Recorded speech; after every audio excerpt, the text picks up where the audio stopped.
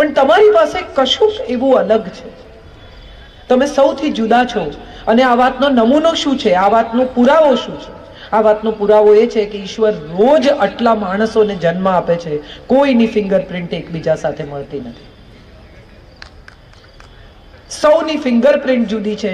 એનો અર્થ જ એમ છે કે સૌની અલગ ફિંગરપ્રિન્ટ. અને તમે જુઓ, ફિંગરપ્રિન્ટ એવી છે કે જે છાપ તમે છોડો એ ક્યારેય ભૂસાતી નથી. આ તમારી છાપ છે.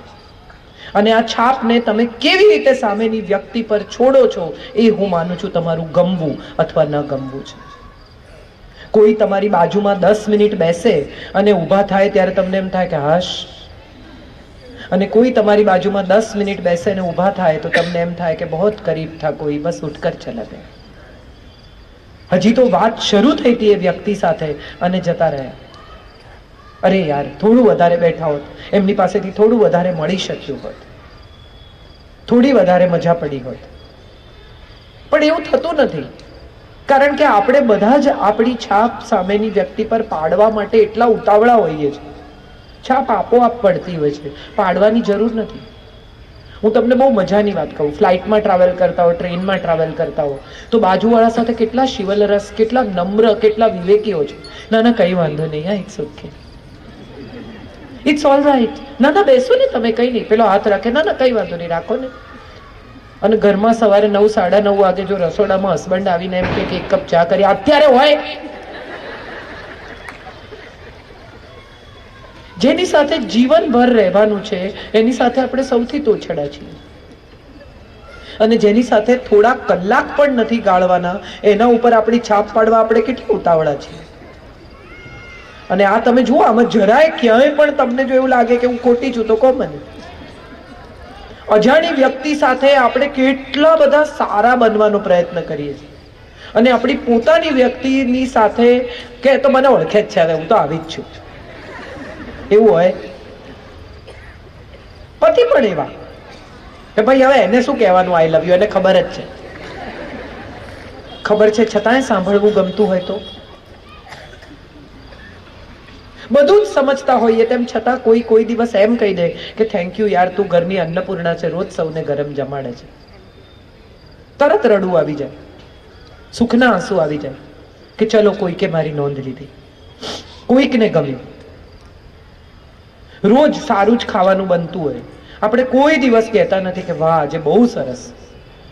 મીઠું વધારે પડે એ દિવસે કહીએ કેમ, મીઠાના ભાવ ઉતરી ગયા છે, હાથ છૂટો થઈ ગયો છે મીઠામાં. સારું કહેવાનું તો આપણને સૂઝતું જ નથી. જો ભૂલ હોય તો આપણે તરત કહી દઈએ છીએ. આ સાસુ પણ છે, આ પતિ પણ છે, આ માં પણ છે, બધા જ આવું કરે છે. આમાં કોઈ એક વ્યક્તિની વાત નથી કે કોઈ એક જેન્ડરની પણ વાત નથી. આપણે સૌ એકબીજાને ગમવા માંગીએ છીએ, પણ ગમવા માટેના પ્રયત્નો કેટલા કરે છે. સાદી વાતો જીવનની આપણે આપણા જીવનમાં ઉતારતા નથી. અને ક્યાંય પણ આવા મોરારી બાપુનું લેક્ચર હોય કે ભાઈશ્રીનું હોય કે નલિનભાઈનું હોય, આપણે સાંભળવા હોશે હોશે જઈએ, પણ એમાંથી કંઈ ઘરે લાવવાનું તો કે ભાઈ બહુ અઘરું, એવું બધું એ તો કે થાય નહીં. એમને તો બોલવાનું છે, આપણે તો કરવાનું છે. કેટલા બધા લોકો મને કહે છે તમારી વાતો મને ગમે બહુ, પણ થતી નથી. તમે કરો છો? મને આજે જ પૂછતા હતા શ્રેયસભાઈ કે તમારા લેક્ચર સાંભળવા તમારું વર ને છોકરો કોઈ દિવસ આવે છે? ત્યારે મેં કહ્યું એમને હું હોમ સર્વિસ આપું છું, હોમ ડિલિવરી, સ્વિગીજીની. મંગાવે એટલે તરત હાજર, બિલ પણ નહીં લેવાનું.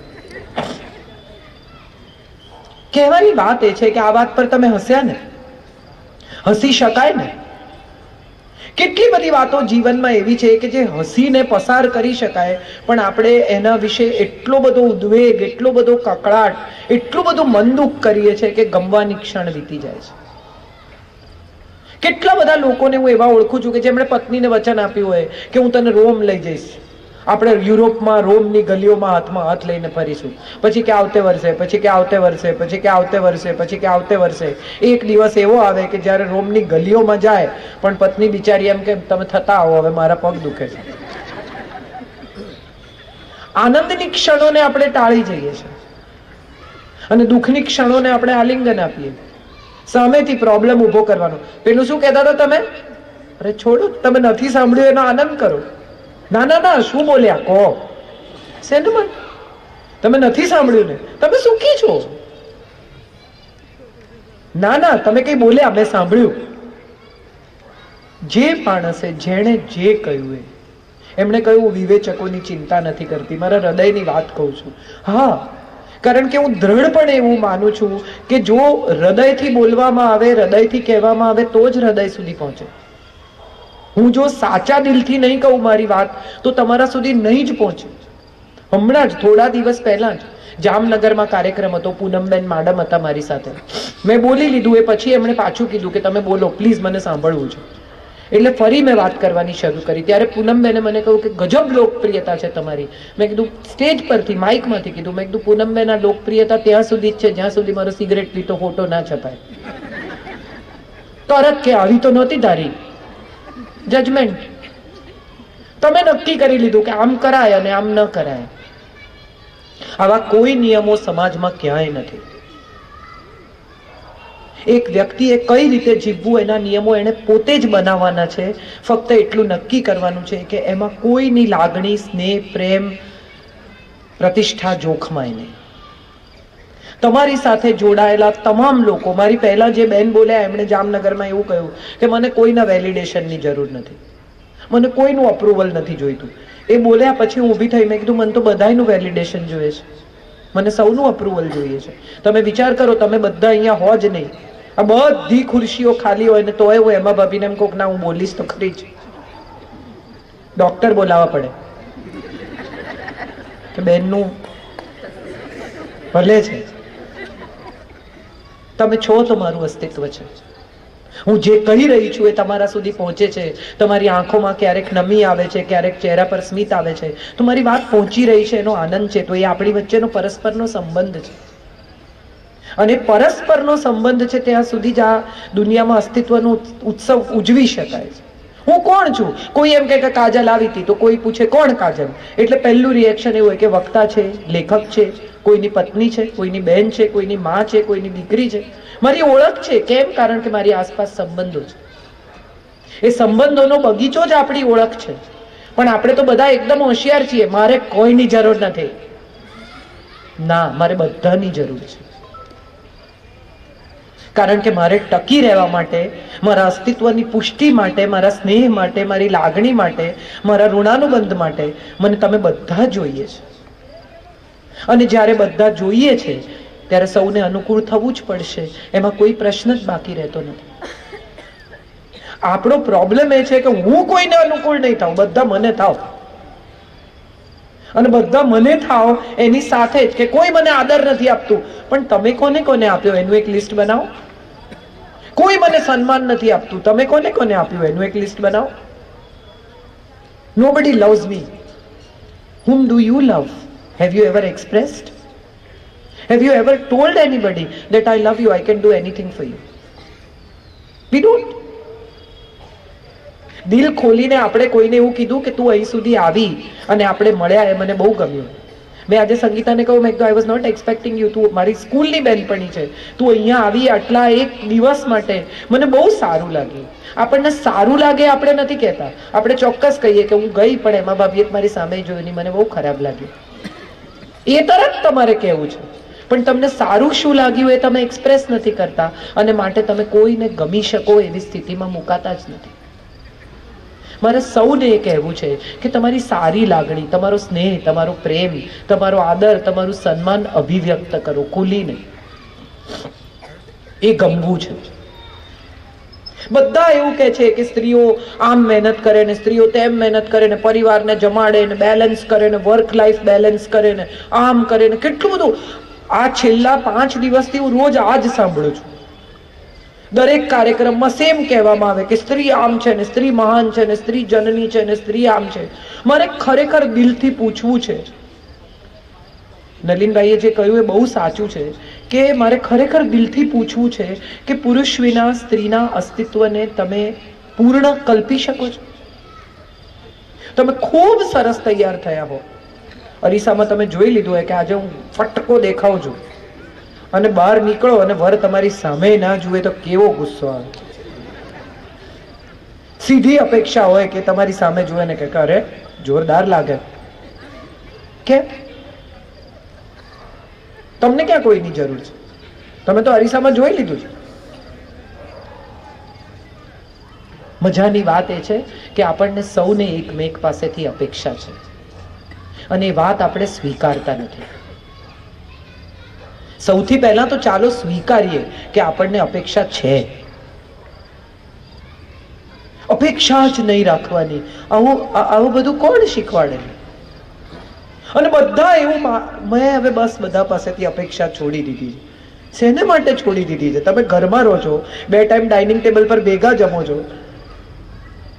Let's live happily, let's smile at each other, let's hug each other, let's say that I love you, I can't live without you. કેટલી ટૂંકી જિંદગીમાં કેટલા વાંધા વચકા, અને એટલી ટૂંકી જિંદગીમાં આનંદની ક્ષણો કેટલી. કોઈએ આજ સુધી આમ ફોટો પડાયો ના, બધા ફોટા હસતા છે. કેમ? કારણ શું? પ્લીઝ ટેલ મી.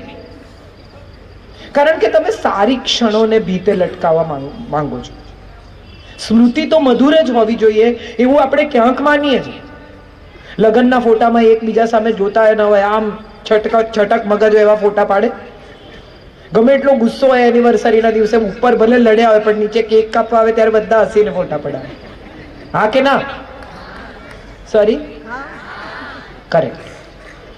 તો એનો અર્થ એ થયો કે ફોટા તો આપણને હસતા જ જોઈએ છે, કારણ કે એ તો સ્મૃતિ છે, રહી જવાની છે, આ ફ્રીઝ થવાની છે, આ કાયમ રહેવાની છે. તો પછી મનની સ્મૃતિ ફ્રીઝ જે કરો છો એમાં કેમ આનંદ નથી, એમાં કેમ સુખ નથી, એમાં કેમ મજા નથી, એમાં કેમ કડવાશ? ગમવું તો બહુ સરળ બાબત છે. મને એવું લાગે છે કે ન ગમવા માટે બહુ મહેનત કરવી પડે. ગમવા માટે તો કંઈ કરવાનું જ નથી. તમે જેવા છો એવા સરળ, નમ્ર, સાલસ, વિવેકી, પ્રેમાળ વ્યક્ત થાઓ, એટલું જ કરવાનું છે. કેટલા બધા મારા મિત્રો, મેલ ફ્રેન્ડ્સ બધા એવું કે બૈરાને એવું ના કહેવાય, આઈ લવ યુ માથે ચડી જાય. ત્યારે હું હંમેશા એને કહું કે એકવાર કહીજો, માથે નહીં ચડે, ચરણમાં નમશે. એટલું જ સાંભળવું છે એને. તો સ્ત્રીને તમે એક ગજરો લાવીને આપો, એમાં એને જેટલી મજા આવે છે સરપ્રાઈઝમાં, એટલી એને નિશ્ચિત વાઉચર આપી દો, જાઓ કે ત્રિભુવન ઝવેરીમાંથી જઈને લઈ આવજો સોલિટેર. ના, મારો એક મિત્ર છે, દર વર્ષે એની પત્નીને વાઉચર આપે કે તને જે જોઈએ લઈ આવજો. તો 2-4 વર્ષ તું જઈને લઈ આવી, પછી 1 વર્ષ એણે કહ્યું કે ચલ તું ચલ, મને વાઉચર નથી જોઈતું, મને તારું જો આમ બધું. એટલે 2 જણા ગયા ઝવેરીની દુકાને. આ ભાઈને ગમે, બેનને ન ગમે, ને બેનને ગમે, ભાઈને ન ગમે. 1.5 કલાક મગજમારી કરીને બંને જણા કઈ ખરીદ્યા વગર બહાર નીકળી ગયા. ત્યારે મને એવો સવાલ, એને જયારે સ્ટોરી અમને કહી એની એનિવર્સરી પર, ત્યારે મને એક એવો સવાલ થયો કે કદાચ એણે એમ કહ્યું કે તમે જે ખરીદો એ મને તો, તમને હું સાથે એટલા માટે જ લાવી છું કે હું તમારી પસંદનું ખરીદવા માંગુ છું. તો કદાચ એ સ્મૃતિ કેટલી સુંદર, કેટલી મહેકતી, કેટલી અદ્ભુત હોત. કેટલી બધી પત્નીઓ એવી હોય કે જે એમ કે આ તો બહારગામ કેટલું ફરે ને બધે જાય, મારા માટે કશું લાવે નહીં. માંડ માંડ એક દિવસ પતિ આમ હમ કરીને, હિંમત કરીને સાડીની દુકાને જાય, સરસ સાડી લઈ આવે, પેક કરાવે, તમને આપે અને ખોલીને કે ગ્રીન, હું ક્યાં પહેર્યું છે? પતી ગયું. જીવનમાં બીજી વખત એ હિંમત નહીં કરે. તમે નિશ્ચિત કરી લીધું કે ફરી તો આ નહીં જ કરતા. એને બદલે તમે એમ કહો કે ગ્રીન, વાવ, મારી પાસે ગ્રીન કલર નથી. હા, આટલો જ ફેર છે. આપણે બાપની બૈરી કહીએ છીએ કોઈને ઓળખાણ કરાવતી વખતે કે આ મારા બાપની બૈરી છે, મળો. સમજાય નહીં કે શું સંબંધ છે? સમજાય ને? હું એમ કહું કે મારા બાપની બૈરી છે તો ખ્યાલ આવે ને કે કોણ છે? હા કે ના? આવે જ ને. બાપની બૈરી કોણ હોય? માં હોય. પણ તમે એવું કહો છો કે મારા બાપની બૈરી છે, તમે એમ કહો છો મારી માં છે. સારા શબ્દોમાં સ્નેહથી અભિવ્યક્ત થતા શીખી જઈએ તો હું માનું છું એકબીજાને ગમવું સરળ થઈ જાય. આપણે બધા ઝંખીએ છીએ પ્રેમ પણ આપતા નથી, ઝંખીએ છીએ આદર પણ આપતા નથી, જોઈએ છે સન્માન પણ આપતા નથી. કોઈને પગે લાગવામાં, કોઈને નમવામાં, કોઈના વખાણ કરવામાં, ખોટા નહીં, પણ તમે ખરેખર કશું પામ્યા હો તો એ વાતને સહેજ સ્વીકારવામાં આપણને શું નડે છે? તો એનો જવાબ છે આપણો અહંકાર. હમણાંથી હું જોઉં છું કે લગ્નો થાય, હજી તો એલ્બમ ના આવ્યું હોય લગ્નનું, કેટરરના બિલ ના ચૂકવાયા હોય અને દીકરી પાછી આવે, શું થાય? તો કે નથી ફાવતું. અને એમના ઝઘડા, એમના કારણો તમે સાંભળો તો તમને એમ થાય કે આ બાબતે કોઈ ઝઘડી શકે? એટલું બાલિશ, એટલું સમજ વગરનું. અને ત્યારે એમ થાય કે આ અહંકાર જ છે, બીજું કંઈ નથી. મારે સૌને કહેવું છે કે અસ્તિત્વનો આદર કરો, અસ્તિત્વનું ગૌરવ કરો, પણ અસ્તિત્વનો અહંકાર ના કરો. કારણ કે સૌથી મોટું તો પરમ તત્વ છે, જેણે આપણને બધાને સર્જ્યા છે. કોઈ કારણસર બે જણાને ભેગા કર્યા છે. મારી એક બેનપણી હમણાં મને SMS મોકલેલો, બહુ ઇન્ટરેસ્ટિંગ, કે જોડીઓ સ્વર્ગમાં બને છે. લોકો કહે છે ને marriages are made in heaven, અને મર્યા પછી સ્વર્ગમાં જ જાય છે. તો પૃથ્વી પર શું કામ આવે છે? ઝઘડવા? ઇન્ટરેસ્ટિંગ SMS છે, મને ગમી ગયો કે વાત તો સાચી છે. પૃથ્વી પર શું કામ આવે છે? ઝઘડવા? ના, પ્રેમ કરવા, એકમેકને સપોર્ટ કરવા. આજે આ 15,51,000 કઈ જીવનભર નહીં ચાલે, પણ આ 15,51,000 નો આશીષ છે, પીઠબળ છે કે તું આગળ વધ, હું ઊભો છું. કઈ ખૂટશે તો હું તારી સાથે છું. 15 લાખ રૂપિયામાં શું થવાનું છે આજના જમાના? પણ આ એક નાનકડું સરસ જેસ્ચર છે, એવું કહેવાનું કે હું છું ને, તું તારે કર. કેટલા બધા પતિઓ ભયાનક મહેનત કરે યુવાનીના દિવસોમાં, રાત દિવસ જોયા વગર કામ કરે, અને ત્યારે દરેક વખત એમ કે હું તો મારા પરિવાર માટે કરું છું. હું તમને બધાને એનો પુરાવો આપું, તમે માની જશો. એક લેગિંગ લેવાનું હોય ને તો 4 સ્ત્રીઓ જાય, હા કે ના? હસો, ગભરાઈ ના જાઓ કે આને તો બેટિંગ ચાલુ કરી. એમ જાઓ છો ને 4 જણા, આખી બપોર મોલમાં ફરે, વિન્ડો શોપિંગ.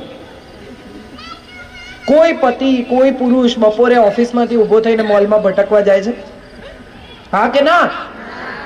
તો એનો અર્થ એમ થયો કે એ તો બિચારા કેટલી મહેનત કરે છે. અને આપણે કોઈ દિવસ થેન્ક યુ કીધું છે? તો કરે જ ને ભાઈ, જવાબદારી લીધી છે તો પૂરી તો કરવી પડે ને. એમાં શું ઉપકાર કરે છે? ના, બંનેમાંથી કોઈ કોઈના પર ઉપકાર નથી કરતું, પણ એટ ધ સેમ ટાઈમ બંને એકબીજાની સાથે એકબીજાને સ્નેહ કરીને જીવે જરૂરી છે.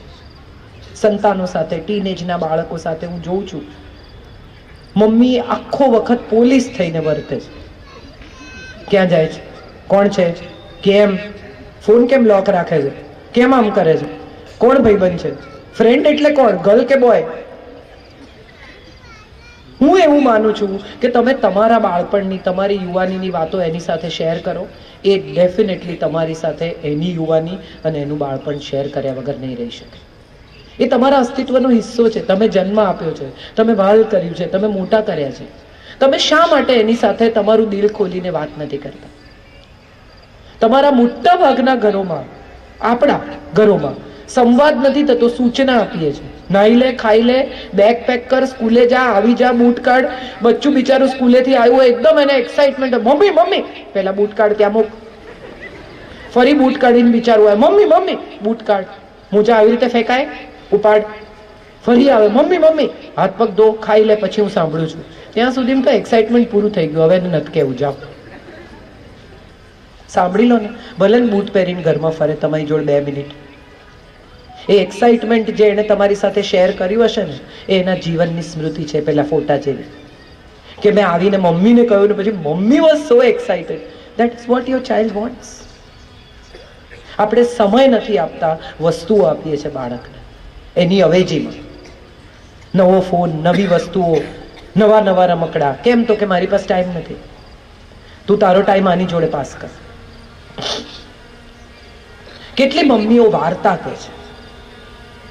હવે તો મોબાઈલ ચાલુ કરી દે છે, વાર્તાઓ રેડીમેડ તમને મોબાઈલ પર મળે છે. પંચતંત્રની વાર્તાઓ, આ વાર્તા, પેલી વાર્તા, સિન્ડ્રેલા. ત્યારે મારે દરેક માને એવું કહેવું છે કે વાર્તા જેવો સંવાદ તમારા સંતાન સાથે બીજો કોઈ નથી. Every day tell a story to your child, a moral of the story and something that brings your child to in conversation with you. We do not converse. We only try to tell them what to do and what not to do. હવે તો આ ફેસબુકના આભાર માનવો પડે કે બધા સ્કૂલના બહુ રિયુનિયન થાય છે, કોલેજના 83નો બેચ ને 86નો બેચ ને બધા ભેગા થાય ને પછી સ્કૂલનો યુનિફોર્મ પહેરે, એવા બધા લાગે પણ પહેરે પાછા. એ પેટ બહાર નીકળી જતું હોય યુનિફોર્મમાંથી, પણ સ્કૂલનો યુનિફોર્મ પહેરીને આવે. અને છોકરીઓ છોકરાઓ બધા ક્યાંક સ્કૂલમાં ક્રશ હોય, બેન્ચ પર ક્યાંક નામ લખ્યા હોય, એ બધા મળવાના છે એવા એક્સાઇટમેન્ટમાં પહોંચે અને સતત એવી ફિલિંગ હોય કે આવશે, જેને માટે આપણે ઊભા રહેતા હતા કલાકો ખાલી સાયકલ પર પસાર થાય જોવા માટે. બીજું તો કઈ એ વખતે થઈ શકે એમ હતું જ નહીં. આજના છોકરાઓ પાસે તો કેટલા સ્ટેજીસ છે, ફ્રેન્ડશિપ, બેસ્ટ ફ્રેન્ડશિપ, ડેટિંગ, લવ, બ્રેકઅપ, અને હવે તો એક્સ નો એક્સ જોડે મિલાપ કરાવે છે. મજાની પેઢી છે. તમે જો આ પેઢીને ઓળખી શકો તો હું માનું છું આના જેટલી પ્રામાણિક બીજી પેઢી નથી. આપણે તો એટલા દંભી હતા, જે લોકો 60ની દશકમાં જન્મ્યા છે એ લોકો તો એટલા દંભી હતા, બધું કરવું હોય પણ ઘેર નહીં કહેવાનું, ક્લાસ પણ બંક કરવા હોય, બધા નવા પ્રયોગો કરી જોવા હોય, બધું કરી ઘેર નહીં કહેવાનું. કેમ? તો કે મમ્મી વઢે. હવે આ લોકોને એવી પરવા જ નથી, વઢે તો વઢે, જે કરવું એ કરી જ લેવાનું. તો એ તો પ્રામાણિકતા છે. લગ્નમાં નથી આવું. કેમ નથી આવું? તો કે મને ત્યાં મજા નહીં પડે. પછી તમે કહો કે ના એવું ના ચાલે, આવવું પડે. તો કે આ જે પહેર્યું છે પહેરીને આવીશ, જબ્બો નહીં પહેરું. ત્યારે મને એમ થાય કે આ મજાની પેઢી છે.